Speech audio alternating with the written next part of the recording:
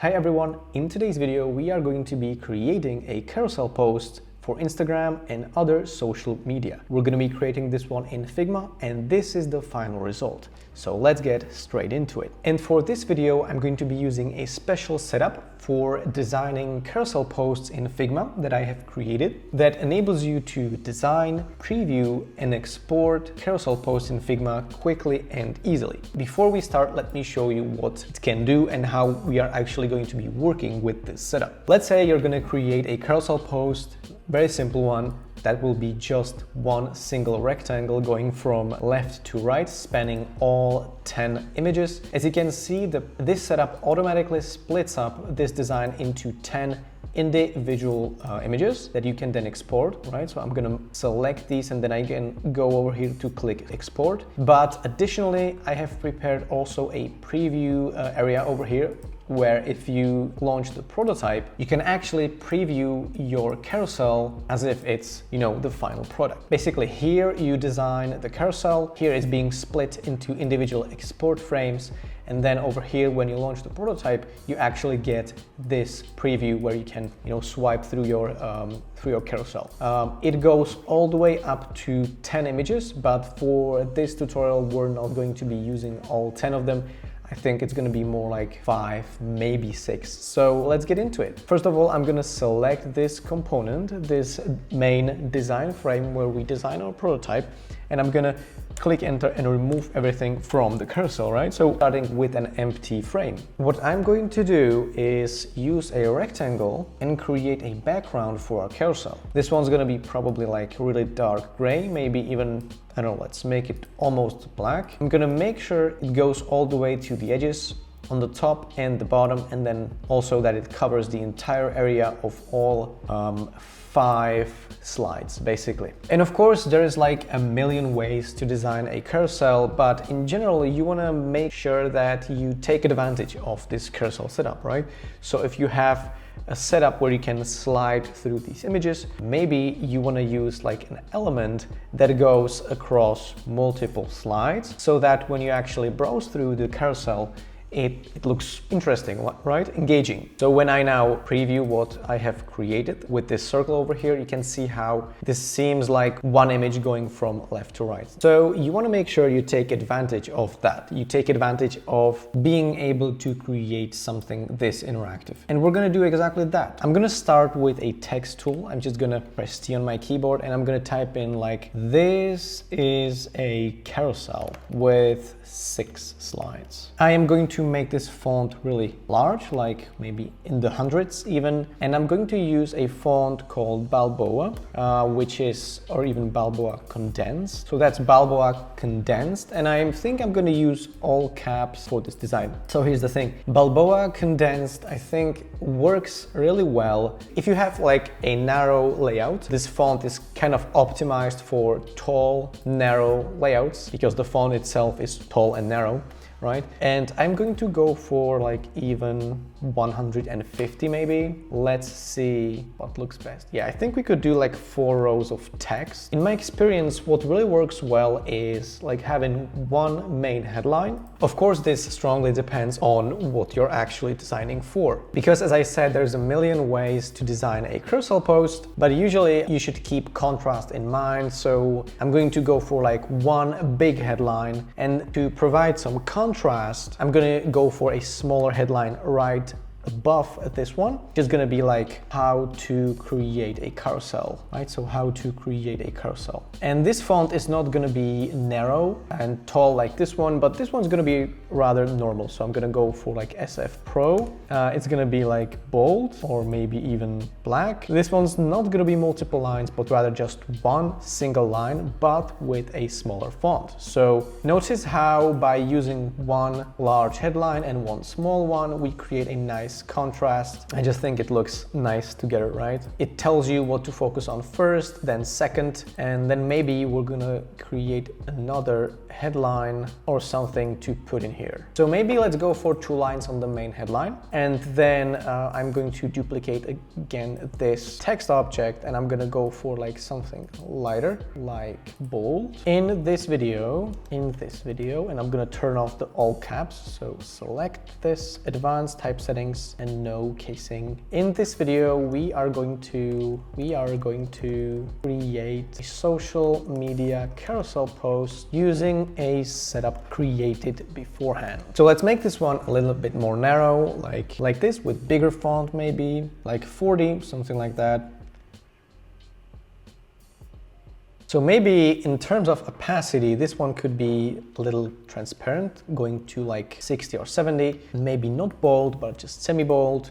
This one, a little bit more letter spacing, like this, right? We also want to make something along the lines of a call to action. So why don't we take this headline, duplicate that, go to auto width, and then I'm gonna rewrite this to swipe, right? So we're just gonna have some object that will prompt the user to swipe to get to the next slide. Shift A, white background, black text, increase the padding, and maybe increase the font size as well, make it lighter, like bold. I'm gonna press Shift L and then click inside of this auto layout. This will create an arrow, okay? And then I'm gonna make sure this auto layout is centered like this. So align left and left center. Increase the spacing a little bit to like 24. Make the arrow a little bit narrower, right? And also, I think we're gonna keep 3 or 4 in terms of stroke width on the arrow. Then I'm gonna position this element right here. I will also increase the padding on the right side so that this can go all the way to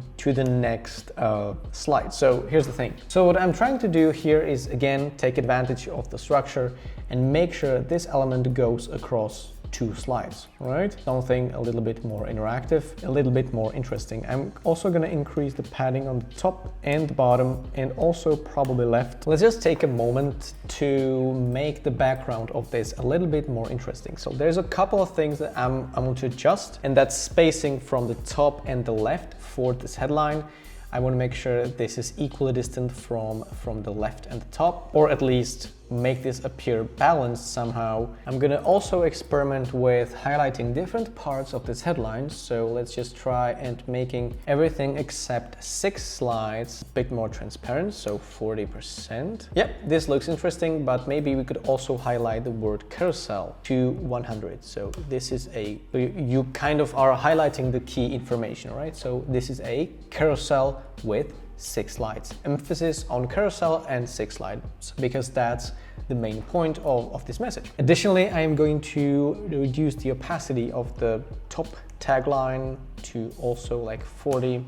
Yeah, something like that. And let's just add a couple of lines to the background. I'm gonna use a white color that is really subtle, so like 10-20% in terms of opacity. And from my experience, I have found that adding lines to your layout makes it look interesting and also serves a purpose. So not only does this, in my opinion, look interesting and cool, it also helps the eye, kind of tells you what to focus on, which is then easier for the eye, for the brain to follow, actually. So you have to strike the right balance between it being visible but not too visible at the same time. You want to go for something that is subtle yet visible. So that's why I'm choosing this low opacity. And I'm going to experiment with adding some more shapes into the background, like for example a rectangle that will be black and will go from the line all the way to the button, for example. Maybe it will extend all the way to the bottom. Maybe at the same time it's not going to be a solid color,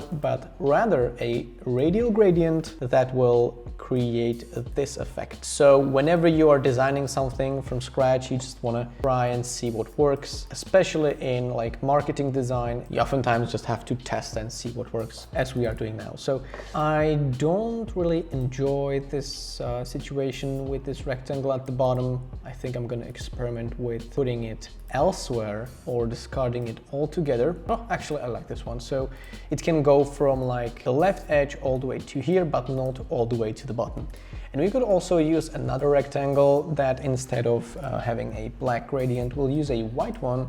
So going from white to transparent white, I'm gonna adjust this. Decrease the opacity to like 10 as well to make it subtle yet visible. And this white rectangle could be positioned, for example, right here. I do quite like like that. So I think this is nice. Why don't we try and adding another line into the background? Maybe position this one right at the left edge of the button. So whenever you're designing something and putting some kind of visual elements into the background, or basically just anywhere, in my experience, what works really well is to create some kind of a system. And this system can be a very simple set of rules.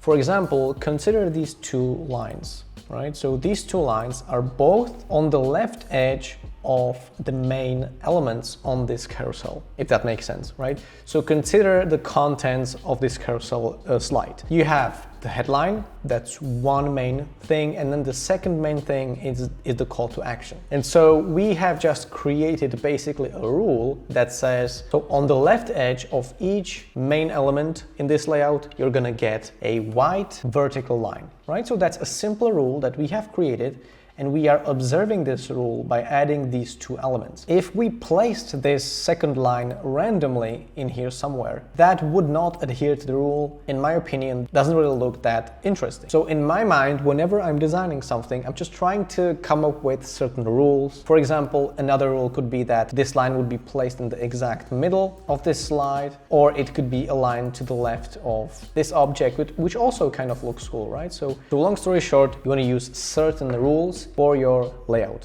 right? For your visual elements, for placing and using your visual elements. Although these rules can be extremely simple, like for example, this one. Looking at the final result, I think this looks quite interesting. We get a headline, we get some lines, we get an interesting layout over here, and also an element that prompts us to swipe right. I think we could move on to the next slide and maybe get back to this one if we feel like, you know, adding some more elements or changing stuff up a little bit. So I'm going to duplicate this headline, and again I'm going to probably copy this line with this headline to again observe this rule and keep this system intact, this system of vertical lines. We could also drag this one out to go all the way to the vertical line, again somehow creating a certain rule in the process. And since this is the main headline, you know, this is a carousel with six slides, this could be like a secondary headline, so this could be slightly smaller. For example, like this. This one could say create multi-slide or visual elements. Again,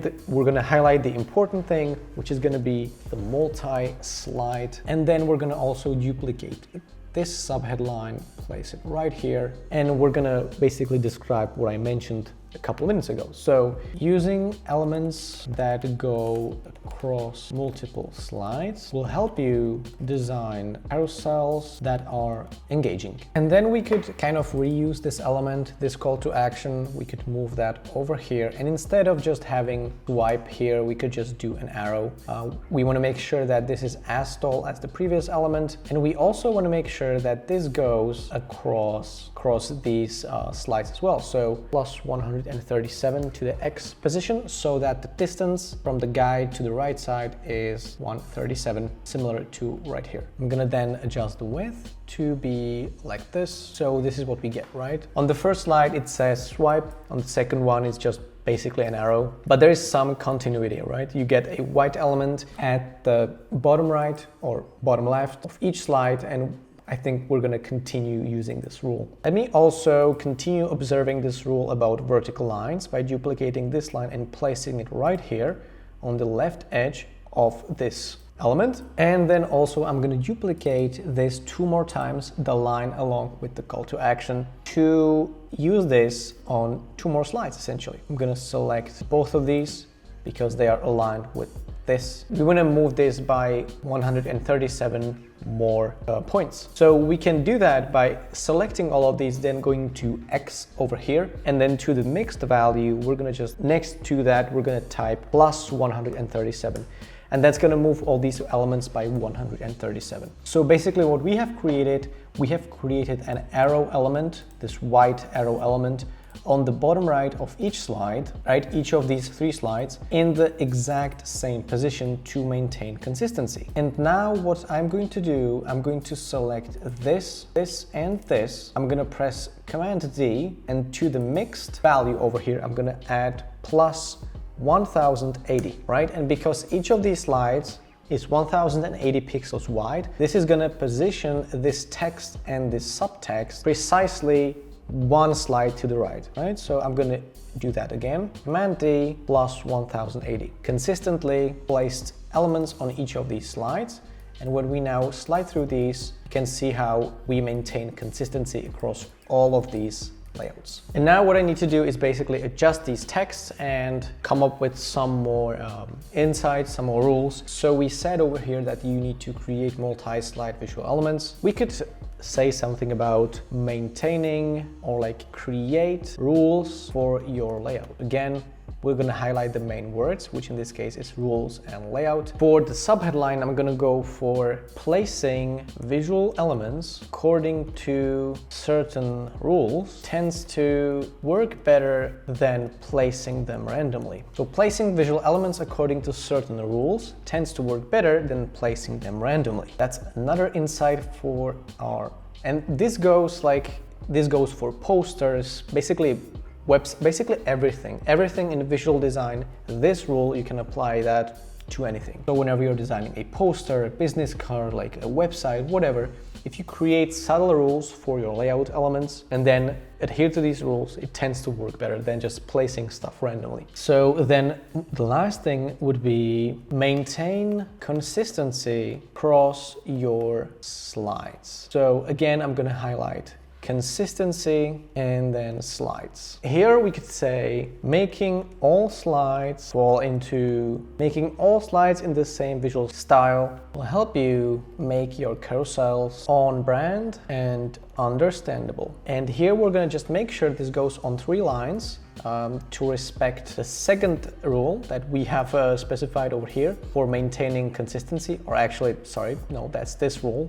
But these two overlap, right? So you get this one and this one have a lot of similarities. So basically, if you're maintaining 3 rows on each of these subheadlines, you could argue that this is both creating subtle rules for your layout and both maintaining consistency. And then usually if you're designing like a carousel for marketing purposes, you want to make sure that you get like a call to action at the end of each carousel. You could do like visit our website as a call to action. We want to make sure this is go for a hug. Again, you want to make sure that if you're doing a call to action, it should at least appear similar to what is already available somewhere in the layout. So in our case, the visit our website call to action should look similar to all of these call to actions in the bottom right corner, right? So why don't we make sure it's centered, so like this, and then maybe we want to again create a new subtle rule in our layout, and that would be that this call to action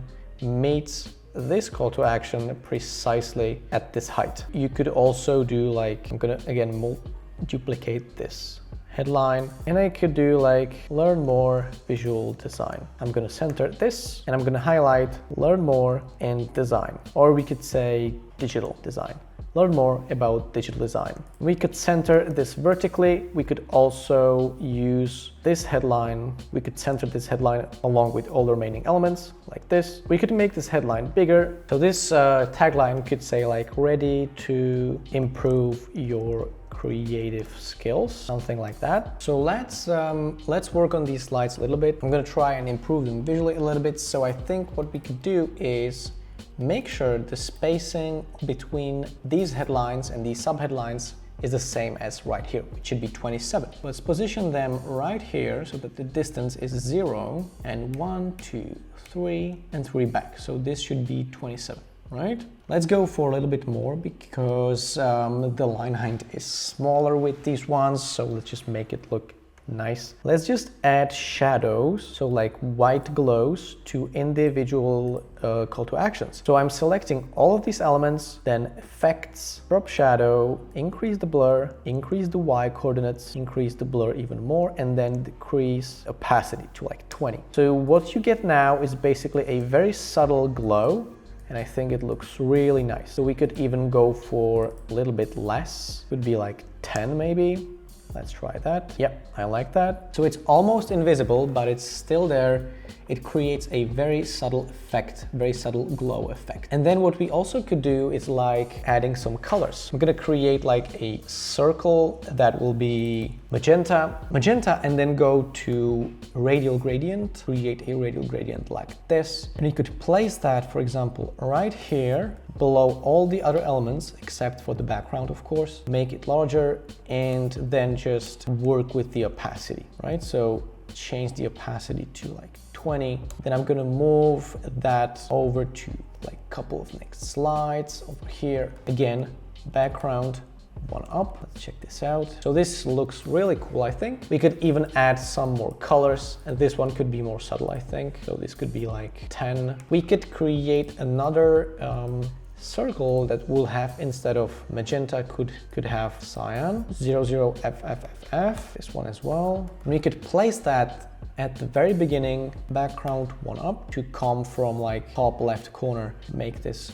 a little more taller, increase the opacity. So just to make this a little bit more interesting, right? I think we could make this one larger. We could make it bigger, this one as well. Let's try and duplicate this one and add a yellow one at the very end. So that would be 4 Fs and 2 zeros, and 4 Fs and 2 zeros here as well. Decrease the opacity to like 12. This carousel, I think, looks now more interesting. I'm not a fan of these two colors being right here next to each other, so why don't we change this color to something different? Why don't we make this one, let's say, green? So 00FF00, 00FF00. I don't like that particularly, so I'm gonna probably reuse the cyan one from here, duplicate and make it larger. And I think we could add one more line to the final carousel over here, final slide. That would kind of highlight the rule that we have created, which is that these two call to actions meet at this height precisely, right? So this line kind of highlights the rule that we have established. Then additionally, there could be one extra vertical line that would be placed right here. I think that could work well. Yep, I think I like this a lot. I think we could add numbering on the top right here, so which means I'm going to duplicate this headline, put that right here, and then type in 1 or more like 2 out of 5. And we could highlight the 2 to be fully visible, 100, while the rest would be translucent. And we could add one more here and here. And actually, now that I think about it, we could go not for 5 as the total number of the slides, but we could go for 3, which is the total number of rules, the actual content that we have created, because this is a title slide. These are the actual content, contentful slides, let's say. And yeah, so we could go from 1 to 3. So that's 3. And yeah, let's preview our result. So when we are done designing over here, you can see how this is automatically being split up across 5 individual images. But we can also launch the prototype, set this to fit the screen, that's too large. And now let's just swipe through this carousel. So that's the first one, second, third, fourth, and fifth, the final one. And yeah, I think it looks great. So we took advantage of using multi-slide elements like this white element right here, and we maintained consistency and tried to make this visually interesting by adding some lines and colors in the background. So yeah, as I said, this is just one of the million ways you could design your carousel. You always have to keep trying and find what works for your specific use case. Let me actually change the 6 to 5 because we get only 5 slides. And the next steps that I would take right here is select all of these elements that have some content in them, and then go to export and export these 5 layers and then send them over to your colleagues, to your clients, or just upload them yourself to whatever platform you're designing for. And as I said, if you'd like to download this whole setup that allows you to design and preview and also export these carousels easily, check the link in the description. That will take you to my store. So yeah, thanks for tuning in and see you in the next one.